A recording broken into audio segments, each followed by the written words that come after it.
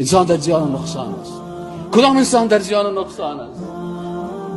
آذان میشنوه، الله اکبر، بخیبن الله بزرگ است، حرکت کن، حی علی الصلاة، بیا به طرف نماز، حی علی الفلاح، بیا به طرف رستگاری. لکن این انسان رستگاری را در چی میبینه؟ در تلویزیون میبینه. رستگاری را در چی میبینه؟ در قصه که مصروف است، در قصیدگی، در کارهای دیگه که مصروف است. این رستگاری فکر میکنم و مؤذن برش صدا میکنه که حی علی الفلاح، بیا که کامیابی در داخل خانه الله هست، به مسجد رجوع بکن. در اینجا هست که انسان باز وقتی که دفتر اعمال خود میبینه که یونت های زیاد عمر عزیز در کارهای شیطانی سپری شده. از این خاطر عمر رضی الله تعالی عنه برای بچه خود میگفت که یا عبدالله، ای بچیم عبدالله، حاسب نفسک قبل ان تحاسب، پیش از این که باز از تو حساب گرفته شود خودت اعمالت محاسبه بکن که در خسران هستی یا در کامیابی.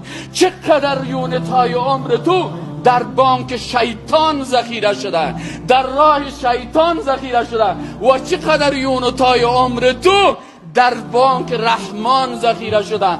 فاما من اوتی کتابه بیمینه فسوف یحاسب حسابا یسیرا.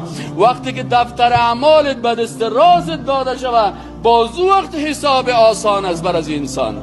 اما اگر دفتر اعمالت بر داده شود که اکثریت یونتهای عمر تو با غیر الله هست، در مجالس شرک است، در مجالس شرک به خاطر دوستی اشتراک میکنی، در مجلس بدعتی که الله از اونجا او را دلاله گفته رسول اکرم صلی الله علیه و سلم، ما به خاطر از این مجلس اشتراک میکنم که دوستا خفه نشه، الله خفه شوه، پیغمبر خفه شوه، اصحاب رسول الله خفه شوه، کرامن کاتبین خفه شوند، دفتر اعمال معصیت نوشته شوه، لکن مردم خوشحال شوند.